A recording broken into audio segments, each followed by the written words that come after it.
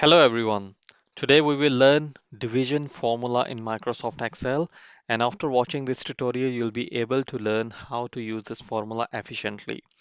Let's start the video.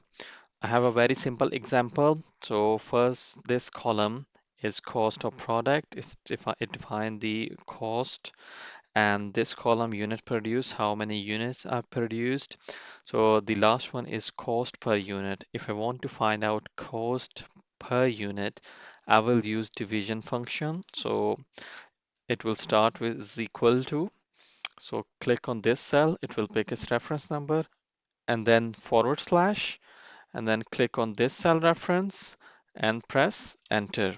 Now it will divide the cost of product by a unit produced, and it will give you the cost per unit. If I want to copy formula for rest of the cells, I will just go to the far right bottom side of this cell. When plus sign appear, I'll just drag from the bottom and it will apply the division function for rest of the rows as well. Now you can see if I want to edit any formula, press F2 and it will show the cell references and the forward slash as well. So this was the division function. Hope you liked it. Like this video and make sure to subscribe my channel.